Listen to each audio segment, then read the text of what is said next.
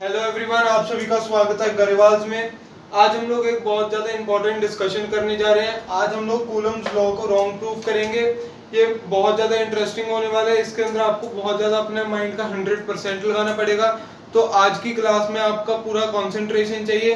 तो आइए शुरू करते हैं। तो चलिए शुरू करते हैं। पहले हम लोग दो बॉडीज को लेट करते हैं, वो भी एक स्पेसिफाइड डिस्टेंस पे। ये हमने दो बॉडीज मानी, M1 एंड M2। इन दोनों बॉडीज के ऊपर हम लोग, एक बॉडी के ऊपर हम लोग प्लस पॉजिटिव चार्ज मान लेते हैं और एक बॉडी पे हम लोग चार्ज मान लेते हैं -Q। ये हमारे पास, एक बार मैं फिर से रिपीट करता हूँ, हमारे पास body M1 M2 and charge +Q and -Q in bodies पे। और जो इनके बीच का दोनों का डिस्टेंस है वो हमने लिया R डिस्टेंस। R डिस्टेंस हमने ले लिया। इसके बाद हम लोग ग्रेविटेशनल फोर्स, जो हमारे पास लॉ है यूनिवर्सल ग्रेविटेशनल लॉ, हम लोग उसको लगाएंगे। तो उससे जो हमारा फोर्स आएगी वो आएगी G M1 M2 divided by R²। ये हमारी यूनिवर्सल लॉ ऑफ ग्रेविटेशन से आ गई। एक हम लोग एक और फोर्स निकालेंगे, मैं यहाँ पे स्लैश करके कर देता हूँ। एक हम लोग और फोर्स निकालेंगे, वो आएगी कूलम्स फोर्स।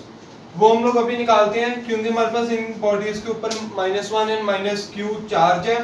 तो हमारे पास जो फोर्स आएगी वो आएगी K +Q into -Q divided by distance between these two charges. ये हमने दो फॉर्मूले से फोर्सेस के निकाले। अगर हम लोग कुछ भी करके इन दोनों फोर्सेस को इक्वल कर देते हैं बिना इन दो चार्जेस को हिलाए, यहाँ पर हमने मास को चेंज कर दिया, यहाँ पर हमने R को चेंज करके हमने इन दोनों फोर्सेस को इक्वल प्रूव कर दिया।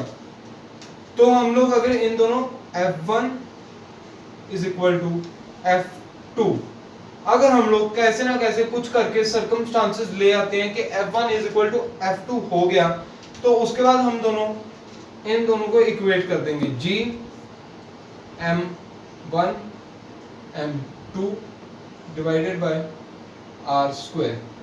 और इसके बाद इस वाली साइड पे K +Q into -Q divided by R²। ये हमारे पास दो आ गए। R² से R² हम लोग कैंसिल कर देते हैं।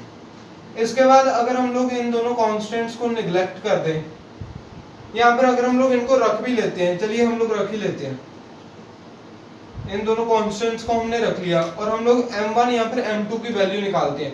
पहले हम लोग M1 की वैल्यू निकाल लेते हैं। M1 इज इक्वल टू, हमारे पास आया K +Q -Q divided by G into M2। हमारे पास M1 की ये वैल्यू आई, और जो हमारे पास M2 की वैल्यू आएगी वो आएगी K -Q into +Q divided by G M1।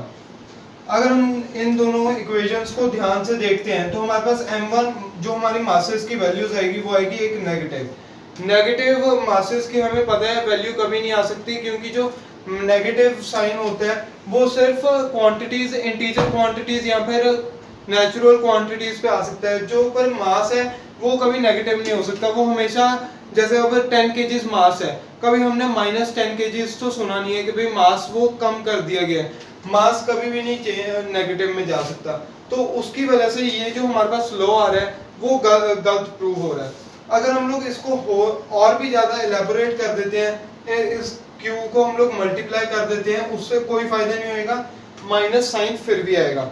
और जो हमारे पास K की वैल्यू अगर हम लोग यहाँ पे पुट भी कर देते हैं, जो कि होती है K is equal to 9 into 10⁹, यहाँ पे G की जो वैल्यू होती है वो होती है हमारे पास, G की जो वैल्यू है वो है 6.67 इंटू 10⁻⁻11। हमारे पास ये वाली दो g की वैल्यूज है या और k की, इनमें अगर हमारे पास कहीं पे भी माइनस होता तो वो माइनस माइनस निगलेक्ट कर देता और उसकी वजह से हमारे यहाँ मासेस पॉजिटिव आ जाती, पर वो नहीं हो रहा। तो इसकी वजह से gravitational universal law of gravitation की वजह से हमने प्रूव कर दिया है कि जो कूलम्ब्स लॉ है वो हर जगह एप्लीकेबल नहीं है। जो कूलम्ब्स लॉ है बहुत जगह एप्लीकेबल है, बहुत जगह फिजिक्स में हमें हेल्प भी करता है और कभी कभार हमारे पास केमिस्ट्री में भी कुछ क्वेश्चंस में बहुत ज़्यादा हेल्पफुल है। पर कभी कभार कोई सर्कमस्टांसेस कुछ ऐसे हो जाते हैं जिसके अंदर हमारे पास कूलम लॉ भी यूजफुल नहीं रहता।